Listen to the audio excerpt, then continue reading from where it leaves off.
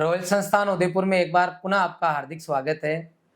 जैसा कि आपको पता है, ऐसे शख्स, ऐसे बच्चे, ऐसे स्टूडेंट्स जो नॉर्मल बच्चे से कुछ अलग करते हैं, चाहे तो वो टॉप रैंक लाके, सामान्य परिवार से होने के बावजूद कम से कम टाइम के अंदर अच्छी डायरेक्शन में, गाइडेंस में रह के कम से कम समय के अंदर अगर नौकरी लगते हैं, तो मैं उस बच्चों से आपको कंटिन्यू मिलाता रहता हूँ। आज इसी क्रम में मैं आपको मिलाने जा रहा हूँ एग्रीकल्चर सुपरवाइजर, जो कि हमारे स्टूडेंट हैं दिनेश बैरागी। इससे मैं आपको बात कराऊंगा और जानूंगा कि किस तरीके से ये इस संस्थान के साथ जुड़कर आज सरकारी नौकरी कर रहे हैं, क्योंकि कृषि पर्यवेक्षक की जो वैकेंसी है वो भी आई हुई है और उसके जल्द ही फॉर्म भरने चालू हो जाएंगे और 21 अक्टूबर है उसकी डेट है। तो ऐसे बच्चे जो कृषि पर्यवेक्षक की तैयारी कर रहे हैं, उनके लिए ये वीडियो बहुत ही महत्वपूर्ण होने वाला है। तो अब अपन तुरंत जानते हैं। दिनेश, सबसे पहले तो रॉयल संस्थान में आपका हार्दिक स्वागत है। Thank you sir. और संस्थान की तरफ से आपको हार्दिक शुभकामनाएं कि आप पढ़ते पढ़ते पढ़ाई के साथ में ही आप नौकरी लग गए हैं, जो कि बहुत बड़ी बात है। आप मुझे ये बताएं, सबसे पहले आप अपना बेसिक इंट्रोडक्शन दें कि आप कहाँ से हैं और पूरी अपनी डिटेल में जानकारी दें। मेरा नाम सर दिनेश बैरागी और मैं बूंदी जिले की नैनो तहसील के पास से गांव है फतेहपुरा, वहाँ से बिलोंग करता हूँ। और मैं 8% में बीएससी में COL लालसोट में पढ़ता हूँ। अच्छा। और अभी मेरी डिग्री कंप्लीट हो गई है। अच्छा, हाँ तो अभी 8% आप कृषि पर्यवेक्षक भी है? जी सर। बहुत बढ़िया। तो कुछ बच्चे मेरे को पूछते हैं कि सर कृषि पर्यवेक्षक, जैसे अगर मैं 3rd ईयर में हूँ तो क्या मैं कृषि पर्यवेक्षक में लग जाऊंगा तो मेरी डिग्री पूरी कंप्लीट कर पाऊंगा? कोई बच्चा बोलता है कि मेरा 7th सेमेस्टर है। तो आपकी जर्नी कैसी रही?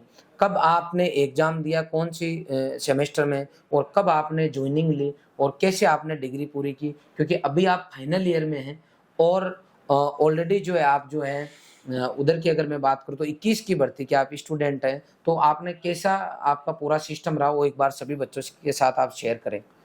सर, जब ये वैकेंसी आई तो उस टाइम पे कॉलेज चल रही थी, फिर उसके बाद लॉकडाउन लग गया था। अच्छा। तो फिर सब घर पे आ गए थे, तो फिर मैंने घर पे रह के पढ़ाई की। अच्छा। और फिर मैं जैसे डेली यहाँ रॉयल इंस्टीट्यूट का ऐप था, उसमें टेस्ट देता था सुबह वाला 7 बजे। बहुत बढ़िया। और जैसे कोई हर मेगा टेस्ट होता था तो मैं उसको भी अटेम्प्ट करता था। बहुत बढ़िया। और फिर एक बार इन्होंने क्या है वो डेमो क्लासेस जेट के लिए लॉन्च की। अच्छा। तो मैंने वो जेट वाली क्लासेस के लिए भी, वो फ्री कोर्स था। अच्छा। तो उसको भी 7 दिन के लिए डेमो क्लासेस के लिए लिया मैंने। बहुत बढ़िया। और उसमें ओनली एग्रीकल्चर पढ़ी मैंने, डेमो देखा।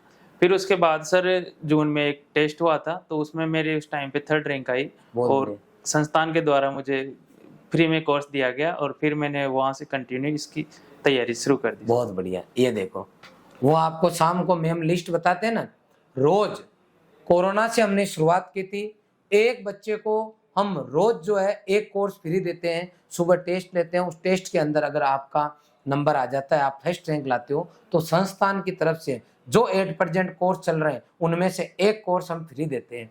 और ये बच्चा आपके सामने देख लो आप, ये है रॉयल की असली कमाई। फ्री में कोर्स देते हैं और उसके बाद में अगर बच्चा पढ़ता है और फिर नौकरी लग जाता है, जिसका कि कोचिंग करने का कोई चार्ज नहीं लगा है। इसने पहले एक बार, मैंने आपको पता होगा, मैंने एक टेस्ट लॉन्च, एक वो कोर्स लॉन्च किया था कि इसका मात्र 1 रुपया है। उसमें हमने क्लासेस ली थी, तो वहाँ इसने एग्रीकल्चर पढ़ ली, इसको ठीक लगा और पढ़ता रहे कंटिन्यू। फिर हम time to time mega test लेते हैं। अखिल भारतीय छात्रवृत्ति परीक्षा मैंने अभी थोड़े टाइम पहले कंडक्ट कराई थी, जिसके अंदर जो टॉप 5 बच्चे होते हैं उनको फ्री में कोर्स देते हैं। तो ये बच्चा फ्री में ही संस्थान के साथ जुड़ा हुआ है। अब आप देख सकते हो, अगर आपके डेडिकेशन हो, अगर आप कंटिन्यू टेस्ट दो, ये बोल रहा है कि मैं सुबह सुबह जो टेस्ट होते थे वो भी कंटिन्यू देता रहता था। ये उन सब का नतीजा है। आदमी जब लगा रहता है ना कंटिन्यू, तो कुछ ना कुछ वो लेके ही पड़ता है। तो कोर्स तो फ्री में लिया ही लिया, ऊपर से नौकरी। और बेटा, बहुत सारे बच्चे और पेरेंट्स ये सोचते हैं कि नौकरी लगना बहुत खंडे की धार है, इतना आसान काम नहीं है। कई बच्चे ये सोचते हैं कि कॉलेज और नौकरी की तैयारी दोनों की तो पॉसिबल ही नहीं है एक साथ। आपने कैसे मैनेज किया ये सब कुछ? सर ये सब पॉसिबल है, ये सब सर एक वो थीम बनी हुई है, सही भाई कॉलेज और पढ़ाई एक साथ नहीं कर सकते। क्योंकि कॉलेज में जैसे एग्जाम आते हैं तो उससे अगर 1 महीने पहले स्टार्ट कर देना तो वो एग्जाम आराम से क्लियर हो जाते हैं। बहुत बढ़िया। और उसके साथ वैसे बहुत सारा टाइम बचता है कॉलेज में, जैसे रेगुलर क्लासें भी नहीं लगती, ना कोई रेगुलर जाता है। अच्छा कभी कभी जाते हैं, तो अगर पढ़ने वाले हो ना सर, अच्छा, तो वो सेल्फ स्टडी के थ्रू भी पढ़ सकते हैं वहाँ रूम लेके, बहुत और बढ़िया। अपना टाइम मैनेजमेंट होना चाहिए। ऐसे नहीं है भाई पढ़ाई के साथ मैं कहीं कोचिंग ऑफलाइन जाऊँ, मेरा वहाँ बढ़िया शेड्यूल बन जाएगा। अगर सर शेड्यूल बनाना चाहे ना, तो ऑनलाइन कोर्स लेके भी और लाइब्रेरी ज्वाइन करके आराम से पढ़ सकते हैं सर। पढ़ सकता है बच्चा। जी सर। अच्छा, जैसे क्योंकि आपका जो 2021 का टाइम है मुझे याद है, अप्रैल पहले देखो 2020 अगस्त के आसपास शायद लॉकडाउन हटा था, और फिर 4 अप्रैल 2021 में अराउंड वापस लग गया था। उसके बाद में वो लगभग अगस्त में शायद वापस रीओपन हुआ था। हाँ सर, हाँ, अगस्त के आसपास शायद रीओपन अगस्त हुआ में था। हुआ था सर। उसके जस्ट बाद में सुपरवाइजर का पेपर आ गया था। हाँ सर, उस टाइम हाँ, पे जब लॉकडाउन शायद खत्म 18 हुआ। अगस्त को एग्जाम था। हाँ, 18 अगस्त के आसपास एग्जाम 18 हुआ था। सितंबर को। 18 सितंबर को, सॉरी। हाँ, तो महीने भर का टाइम उस टाइम मिला था। तो उस टाइम जैसे पूरा लॉकडाउन का ही टाइम था एक तरीके से। जी सर। तो आपने कैसे अपने आप को मेंटेन किया और इस कोर्स को कैसे पढ़ा? कई बच्चे ये बोलते हैं कि सर मुझे तो वो बता दो रास्ता, कि मैं आप जो चाहोगे वो कर लूंगा, बस लग जाऊं, अब रास्ता बता दो आप। तो आप कौन से रास्ते पे चले थे? नोट्स जो पढ़ा रहे थे गुरुजी आपको, उनको लिख रहे थे, या फिर खाली वीडियो देखते थे, कोई इंपॉर्टेंट चीज लिखते थे, और कंटेंट क्या पढ़ते थे? कई बार बच्चे आधी बार तो मम्मी से पैसे मांगते हैं, अरे मम्मी 500 और दो, मम्मी 2000 और दो, मम्मी 1100 और दो, और नई बुक आई है मार्केट में। तो आप खाली किताबें इकट्ठी करते रहे, या फिर जो रोयल का कंटेंट है उसको पढ़ते रहे? एक बार क्लियर कट बच्चों को बताएं, ताकि ये अननेसेसरी डिस्टर्ब नहीं हो और एक पर्टिकुलर कंटेंट को ढंग से पढ़ सके। सर उस टाइम पे जब मैं जून में ये कोर्स में ज्वाइन हुआ था, तो उस टाइम पे अब जून जुलाई अगस्त टाइम कम था, तो उस टाइम पे मैं जैसे जितनी भी क्लासें लगती है तो उनकी वो पैनल पीडीएफ उसमें अपलोड हो जाती है। तो बिल्कुल, मैं पहले उस पैनल पीडीएफ से नोट्स बनाता, और फिर वीडियो है तो वो जैसे 1 घंटे की है तो फिर उसको 2 गुना स्पीड पे करके और आधे घंटे में उसको बहुत कंप्लीट बढ़िया, कर लेता था बहुत सर। बढ़िया, जिससे क्योंकि टाइम का भी मैनेजमेंट हो जाता है और कम बिल्कुल। टाइम में अच्छे से पढ़ पाता था। और जैसे ही सर मैं उनको पढ़ता था, उसके बाद जैसे एक टॉपिक पढ़ लिया, फिर उसके बाद उनके हर टॉपिक को उसमें ऑब्जेक्टिव अपलोड कर रखे हैं। तो बिल्कुल, फिर उनके बाद वो ऑब्जेक्टिव को सोल्व करता था। और जैसे इस बार मेरे को जैसे ऑब्जेक्टिव के लिए एक लिस्ट बनाता था कॉपी में, भाई 20 ऑब्जेक्टिव कर रहा हूँ, उसमें से कितने आ रहे हैं कितने नहीं आ रहे। बहुत जैसे बढ़िया। 15 आ गए 5 नहीं आए ना, तो फिर वापस मैं थ्योरी में पढ़ता था उस टॉपिक कि को, वो 5 क्वेश्चन वो क्यों क्यों नहीं नहीं आए? आए सर। फिर दूसरी बार करता, फिर 18 हो जाते, फिर लास्ट बार करता ना, फिर हो जाते थे सर पूरे। बहुत बढ़िया। अब आप, इसने बहुत बड़ी बात बता दी है, इसको ऊपर से मत निकालना, कि मैं जब थ्योरी पढ़ता था उसके बाद में सबसे पहले देखो कंटेंट गुरुजी पढ़ाएंगे, तो कंटेंट सर ने वीडियो बना दिया, वीडियो जो बनाया है जो लिखाया है उसकी पैनल पीडीएफ अपलोड कर दी। पैनल पीडीएफ से ये क्या करता, सबसे पहले रजिस्टर के अंदर फटाफट जो जो पढ़ाया गुरुजी ने उसको लिख लेता, तो लिखने का काम हो गया कम से कम टाइम में। अब क्या करता, उस वीडियो की करता स्पीड, और स्पीड करके जो 2 घंटे का वीडियो है वो जो है आपका 1 घंटे में, 1 घंटे वाला आधे घंटे में देख लिया। अब कंटेंट देख लिया, अब उसने इस रजिस्टर को, वो जो थ्योरी थी उसको एक बार 2 बार पढ़ के बिल्कुल लर्न कर ली। अब उसी टॉपिक के ऑब्जेक्टिव पे जाता, ऑब्जेक्टिव जब सोल्व करता तो ये नहीं पहला पढ़ लिया क्या आंसर इधर देख लिया, दूसरा पढ़ा क्या आंसर इधर देख लिया ना, सबसे पहले लिख लेता कि 1 से लेके 20 तक, और फिर पहले का क्या आंसर इसके हिसाब से देखता कि पहले का 2, दूसरे का 3, तीसरे का 4, पूरे 20 कर लिए। फिर चेक करता वापस कि कितने सही हुए कितने गलत। अब मान लो 5 गलत हो गए और 15 सही, तो वापस थ्योरी में जाता कि मैंने पढ़ने में कौन सी कमी छोड़ी कि हमारे मेरे 5 क्वेश्चन गायब हो गए, गलत हो गए। कहाँ गए 5 क्वेश्चन? इसका मतलब अगली स्टेप में जब ये थ्योरी पढ़ने वाली प्रैक्टिस कर रहा होता है, तब ये दिमाग में ये रखता कि ये जो मैं पढ़ रहा हूँ ना, इसमें से कैसे क्वेश्चन बनने के चांसेज है। इस बार ये मैं थ्योरी पढ़ लूँ और ऑब्जेक्टिव सोल्व करूँ तो मेरे पूरे सही होने चाहिए, फिर 18 होते, फिर 20 होते। शायद आप यही बात करना चाह रहे हो। जी सर। अब आप देख लो, इसको बोलते तैयारी। ऑनलाइन में क्या करते हैं, ऑफलाइन में क्या करते हैं, यही सब कुछ करते हैं। अब अगर आप में डेडिकेशन है, आपकी चाहत है कि बस मैं नौकरी लग जाऊं, तो असंभव नहीं है। टीचर्स के बारे में क्या कहोगे, कैसा पढ़ाते हैं सर वगैरह? सर 1 नंबर पढ़ाते हैं सर सारे, सोनू सर और भवानी सर और प्रियंका मैम सर। हॉर्टिकल्चर और एनिमल हस्बेंड्री में पूरे के पूरे क्वेश्चन मिले सर, बहुत बढ़िया। एक्यूरेट सर, पूरे पेपर में ही बैठ गया पूरा। हाँ। एनिमल हस्बेंड्री के सर 20 में से 20 सही थे मेरे, वो तो एक क्वेश्चन डिलीट हो गया उसमें से। अच्छा अच्छा, हाँ। हॉर्टिकल्चर में भी एक क्वेश्चन वो आया नहीं था, और 19 क्वेश्चन सही थे सर। अच्छा, बहुत बढ़िया। अच्छा, मैं कई बार ऐसे रॉयल इंस्टीट्यूट की प्रशंसा करता रहता हूँ कि हमारे पास गजब का स्टाफ है, कंटेंट हम बहुत बढ़िया देते हैं, परीक्षा तक हम ईमानदारी से मेहनत करते हैं। तो आपको कभी लगा ऐसा कि जीएल सर खाली बोलते हैं लेकिन इस बार इस काम में कमी छोड़ रहे हैं? नहीं सर, और एग्जाम से पहले सर जैसे 1 महीने तक लगातार टेस्ट स्टार्ट किए थे यहाँ पे। अच्छा। जैसे 2 घंटे का, तो सुबह वह 7 से 9 बजे तक होता था। बहुत तो उसी बीच मेरे कॉलेज के जब 18 सितंबर को एग्जाम था, तो हाँ। 4 सितंबर से एग्जाम स्टार्ट हो गए थे मेरे कॉलेज के। अब जैसे यहाँ से गए ना घर से, हाँ, तो एग्जाम की भी तैयारी करनी, और बिल्कुल। बीच में ही सर 18 सितंबर को भी एग्जाम, हाँ। एग्जाम। तो फिर मैं शाम को तो कॉलेज वाले पढ़ता, हाँ। और सुबह फिर पेपर देता, उसके हाँ। बाद एग्जाम दे के आते, और फिर वापस सुपरवाइजर की पढ़ता। हाँ। और गजब कर दिया। आप देखो ना, 18 सितंबर को एग्जाम, 4 सितंबर से कॉलेज के एग्जाम शुरू हो गए। अब मेरा साथी कोई होता और कॉन्फिडेंस लूज करने वाला, अरे नहीं यार ये भर्ती तो निकल गई हाथ से, ये लो हाथ ऊपर कर दिया कि ये भर्ती तो हाथ से निकल गई। कई बच्चे मुझे फोन भी करते हैं, अरे सर मैं अब क्या करूं, अब मैं तो फंस गया। क्या हुआ बेटा? सर मैंने तो ये भी नहीं किया, ये भी नहीं किया, ये किया तो एग्जाम की डेट फंस गई, अब मैं क्या करूं? आप देख लो, मैं कह रहा हूं डेडिकेशन चाहिए, खाली डेडिकेशन। सब चीजें होती है इस धरती पे, और हर आदमी सामान्य से सामान्य कर लेता है, लेकिन उसकी घबराने की आदत नहीं होनी चाहिए। उसकी ये भाई जो परिस्थितियां बन गई वो बन गई। अगर आप अपनी स्टोरी जबरदस्त बनाना चाहते हो तो आपको बी पॉजिटिव होके और उस प्रॉब्लम के सॉल्यूशन पे दिमाग लगाना होगा, न कि उस प्रॉब्लम को दिल में बिठाना होगा। हमेशा टू द पॉइंट, कोई भी समस्या आई ना तो सीधा सॉल्यूशन पे दिमाग लगाओ। समस्या क्या है छोड़ो, इसको हटाना कैसे उस पर दिमाग लगाओ। मैं कहता हूँ मेरे पास रोज कोई ना कोई इस तरह के काम आता है कि मेरी जगह शायद कोई हो तो अरे अरे क्या करें, अब क्या करें। मैं आता हूँ, जिस स्पीड से कोई प्रॉब्लम आती है उसी स्पीड से वापस उसको सोल्व करता हूँ। ऐसा ही दृष्टिकोण बच्चे का होना चाहिए। ये चाहता तो उस टाइम नेग्लेक्ट कर देता इसको कि नहीं यार भर्ती अगले देखेंगे, इसके चक्कर में तो कॉलेज के एग्जाम खराब हो जाएंगे। कॉलेज के एग्जाम खराब भी नहीं होने दिए, और बढ़िया से बढ़िया बच्चा ये जो है आपका नंबर लाके और आज सरकारी नौकरी कर रहा है। अच्छा, मैं एक बार जानना चाहूंगा कि ऐसे बच्चे जो अभी 8% जो है सुपरवाइजर लगे हुए हैं, इनके क्या क्या काम रहते हैं? आपके क्या काम है, क्या करते हो आप? मतलब सर, आपकी मेन पोस्ट क्या है, जमीनी लेवल पे क्या काम रहते हैं आपके?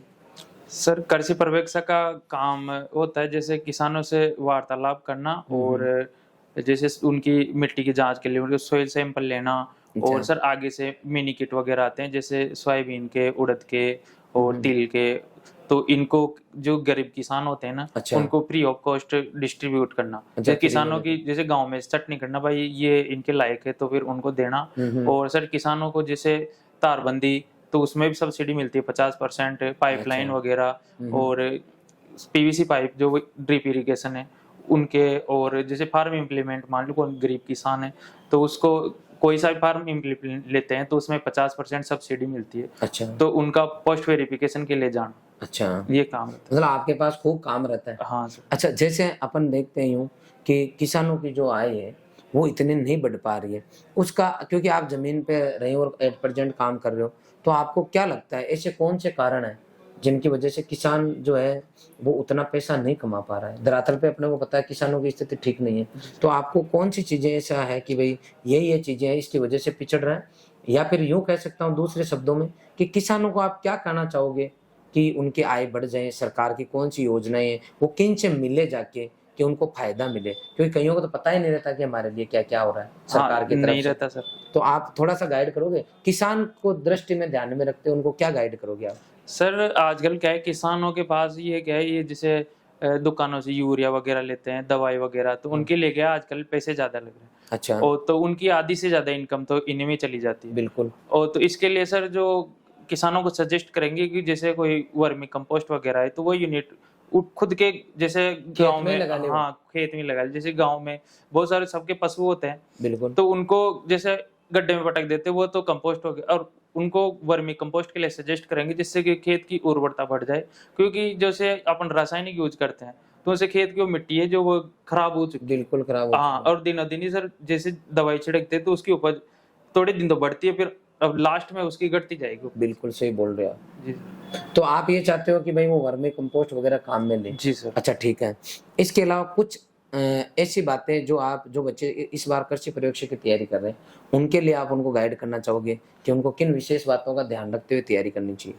सर सबसे पहले तो जो तैयारी कर ले उनके पास पहला तो सिलेबस होना चाहिए अच्छा। और सिलेबस मुख्य ज़बान याद होना चाहिए भाई, हाँ मेरे ये टॉपिक है और ये नहीं है, क्योंकि बिना फालतू चीज़ें नहीं पढ़नी, जो सिलेबस में है ना वही पढ़नी है। ऐसा बिल्कुल। नहीं है कि वहाँ तो वो पूरे पढ़ा रहे हैं और वो सर तो पूरे पढ़ा रहे हैं, क्योंकि ऐसा कुछ भी नहीं है। 100 क्वेश्चन आते हैं तो ऐसा जरूरी नहीं है कि 100 में से 100 करेंगे उसके ही सिलेक्शन। सही मान लो बात है। 80 क्वेश्चन भी अपन को आ रहे हैं तो वो उसमें ही सिलेक्शन हो रहा है ना सर, सही बात ज्यादा है। पढ़ने की जरूरत ही हाँ, कहाँ है। अननेसेसरी चीजें फालतू पढ़ने में से साइंटिस्ट बनने की जरूरत नहीं। हाँ ज्यादा हम्म, ओवर स्मार्ट बनने की कोई सर जरूरत ही नहीं है, वरना कोई बहुत से करते हैं मार्केट में दूसरी गाइड आ गई अरे वो ले आता हूँ, बिल्कुल अरे वो बिल्कुल। तो ऑब्जेक्टिव है वो सही है। हाँ, तो मैटर एक रखो और उसी को बार बार रिवाइज करो। बहुत बढ़िया। हाँ और सर दूसरी बात टेस्ट, क्योंकि थ्योरी तो अपन पढ़ते जाते हैं, टेस्ट नहीं देते तो अपन को पता ही नहीं चलता कि थ्योरी पढ़ तो ली पर इसमें से क्वेश्चन आएंगे तो अपन कैसे अटेम्प्ट करेंगे, सही कैसे बात क्वेश्चन है। आते हैं।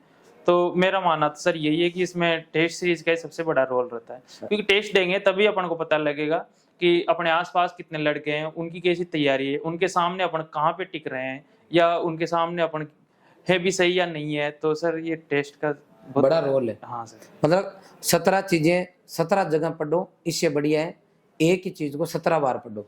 जी सर सही बात है। सही है सर। और टेस्ट जो है उनकी कंटिन्यू आप टेस्ट की जो है प्रैक्टिस करो और ऑपरेशन कर दो क्वेश्चन का कि ये गलत क्यों हुआ, कैसे हुआ, कहाँ कमी छोड़ी मैंने, पढ़ने में एक, ओमार भरने में एक, थ्योरी पढ़ने में एक, समझने में एक, और लिस्ट बना लो। जो गलतियां कर रहे हो उनकी लिस्ट बना लो और एक एक करके डिलीट करो, फुल प्लेस प्रैक्टिस करो, इसका यही कहना है।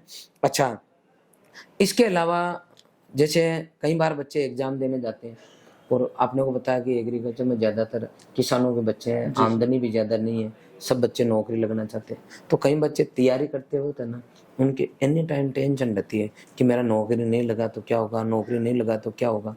तो इस ऐसे सोचने से कुछ होना जाना तो है नहीं। तो आप ऐसे बच्चों को क्या कहना चाहोगे कि उनकी मतलब उनके लोड है कि यार नहीं हुआ तो क्या होगा। तो ऐसा दिमाग में ख्याल रखना कहाँ तक उचित है, और अगर वो नहीं रखे कि नहीं ऐसा ख्याल आने ही नहीं मन में, तो उसके लिए वो क्या करें मतलब? सर इसका सॉल्यूशन तो सर ये है कि जैसे अपने अपने मन में फालतू ऐसे पढ़ते जाते हैं और लोड ले लेते हैं कि मेरा सिलेक्शन होगा नहीं और मैं देने जाऊंगा तो मेरे को डर लगेगा। हाँ। तो इसके लिए वो ये टेस्ट देंगे तो यहीं अपन को पता लग जाएगा, अगर यहीं 300 में से जैसे 150 ही नंबर आ रहे हैं, 160 ही आ रहे हैं, तो यही उम्मीद छोड़ देंगे भाई सिलेक्शन नहीं होगा। पर अगर उस चीज को अपन पॉजिटिव लेंगे, भाई आज 160 आए तो अपन और मेहनत करेंगे, कल 180 आएंगे, बहुत अगर बढ़िया। और मेहनत करेंगे 200 आएंगे।